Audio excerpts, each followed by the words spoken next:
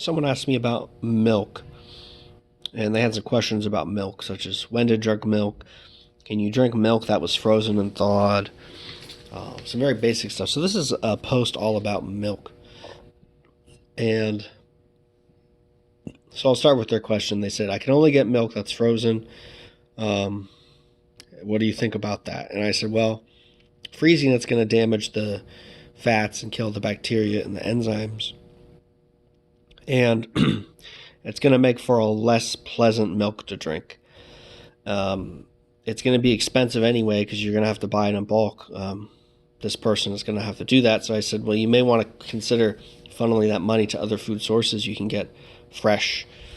And because see here, the thing is like, I know from my dairy farmer, he would chill the milk to 35 degrees when he like put it in the vat. And I would taste this after about 2-3 weeks. I'd say probably about 3 weeks, right? Especially when some air gets in there. So especially when you have air in a milk container, it will sour faster. As opposed to if it's filled up all the way, it'll stay fresh a little longer. And I'd be tasting this milk and it would just taste awful. Sour, bitter, vomit-like taste, right? So I talked to him. I said, hey, I'd like to get my milk unrefrigerated. Can you just dole it out before you chill it? He said, yeah, sure, not a problem. And ever since then, I've been getting my milk that way. I still refrigerate some of it in big glass containers, but I dole it out into smaller quart containers, which I leave it on the counter all week, and I'll drink throughout the week. And they do, start to ferment and separate and turn into curd. And, I drink that and it's good. So the benefit too, is not just the taste factor of preserving those bacteria, which will create a more flavorful, sweeter kefir or clabbered milk, whatever you want to call it. It also preserves the growth hormones. So, it's just an added benefit there. And also it's easier to digest, if you've got milk that hasn't been refrigerated, right? Because if you're going to drink milk that's cold, it's not really good to do because you drink the cold milk, it shrinks your stomach, which prevents you from releasing hydrochloric acid and digesting the milk.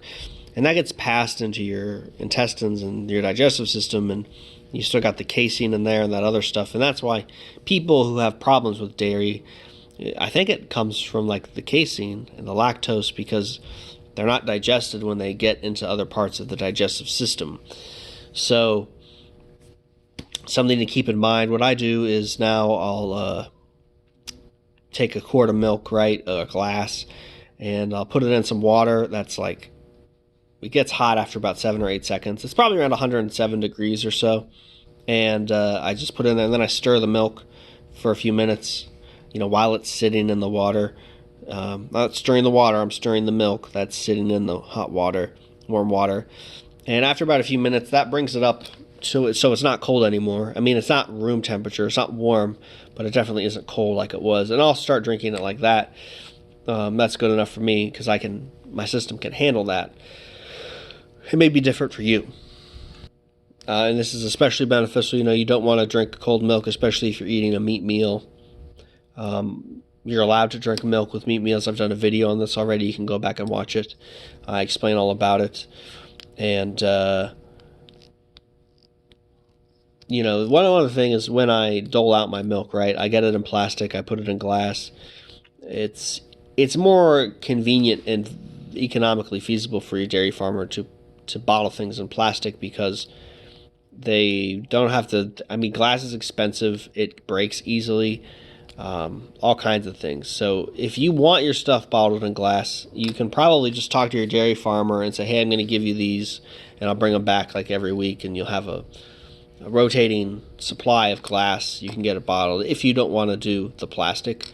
Not a big deal for me because I get it within a few hours of being milked. So it's not sitting in the plastic for more than, several hours. The other advantage of the unrefrigerated milk is that the cream will separate much faster within a day, like within 12 hours or so. The cream will separate from the milk But once the milk is chilled, it's not, homogenized, like processed that way, like a homogenization process, but the fat takes longer to separate, or the cream takes longer to separate from the milk when it's been chilled or cooled down. This is just something I've noticed, because when I dole out my milk, the first dole in the first quart jar, it'll have the most cream. It'll have too much cream, honestly.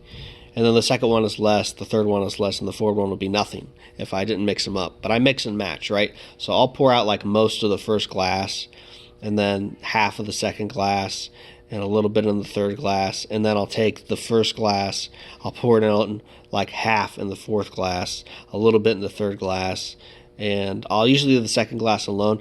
And then I fill up the rest of the milks. The milk quarts, so I have an even distribution of cream. If you don't want an even distribution of cream, that's fine.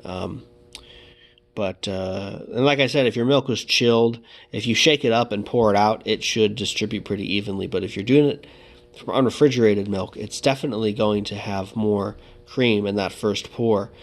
I especially notice this in my larger glass containers. They're 3 liters in a gallon. In my 3-liter containers, I don't fill them all the way up, but I do a first pour and I fill it up 2/3 of the way. And then I'll pour the rest off into a quart jar, and I'll leave that in a counter, and I'll drink it unrefrigerated in the week. But the bigger glasses, they go into the fridge. And now what I will do is I will get refrigerated milk from my dairy farmer, because I like to save that for the baths. So it's milk. It's raw milk, raw whole milk, perfect for a bath. Ideally, the refrigerated milk is the best, so that's kind of what I keep for consumption. I like to do, so I'll do like, a gallon, and that'll last me for a month, like 1 bath a week, 4 baths, essentially. And then I'll use refrigerated milk that it was fresh milk that I refrigerated that wasn't chilled, because my fridge runs around 40 degrees, 41 degrees, and that's a pretty good temperature. If it's at like 38 or 39, that's not too bad either. But ideally, you want to be in that like 40 range, plus or minus 1 degree. And I'll use that refrigerated milk to drink in the tub, because when I drink, I will also fill up the tub again with water, and I add more milk when I do that. So just because I believe it's necessary because of how bad the water is in general. And but I don't like to use fresh unrefrigerated milk for bath water, if that makes sense. I'd rather consume it instead of bathe in it. So those are some milk tips about milk. Let's see, am I forgetting anything? Aaron has recommended to put in cream into milk, just any milk you're drinking, 1 to 2 tablespoons. I don't do that because I have enough cream in my milks, honestly. But sometimes I'll do it, like especially in the evening, get you nice and calm, nice and cozy, ready for bed. And put in a little honey in there, like 1 to 2 tablespoons per 2 cups to 1 quart of milk. You could probably go up to like maybe 4 tablespoons for a quart if you like it sweet. But you don't really need a lot of honey in milk. It goes a long it goes a long way. And one other thing is, if you're making clabbered milk and kefir, I really do think you get a better end product if you get it from milk that hasn't been chilled too cold. Because like I said, when it's chilled too cold, it kills the sweet bacteria, or the bacteria that make the sweet, flavorful taste of fermented milk. When it gets too cold, the milk tastes really terrible. And so you won't have good kefir, really, I think, in my experience. I used to drink that way, like the first year and a half or so. I just got my milk. It was all chilled the same way as everybody else. And then I switched it up, and I noticed a big difference. I don't know if I could go back to drinking milk that was chilled and is fermented. It just tastes too bitter and sour. Even if you add in lots of honey and like fruit, like you make a milkshake, it doesn't taste good. So I hope that was helpful about milk. Again, someone asked me that question, emailed me that, and I thought it was a good video topic. So if you have other questions, I'll make videos on them. Or if you can find me online, you can ask me there. I'm I don't, I've shared my contact information, but you have to look for it, honestly, because I'm getting more messages, and it just, the turnaround's a little longer. So, I want to answer questions, but I think if you have questions, a lot of people will have the same questions. So I'll do videos on them. So if you ask me here, if it's a little more personal and you can find me, and talk to me that way, that's fine too. Again, I'm not going to say who it is, requested this topic, or so-and-so asked me this and I'm making this. It's just kind of like, if you have good questions, or any good questions are good questions. If you have questions, ask them, and I make a video on them. That way everybody can get the information, and I'm not going to answer, like the same thing to 10 people. So just in the interest of time and just for everybody's knowledge, I think that would work a little bit better. So, I'm, yeah, all good. I hope you found this useful.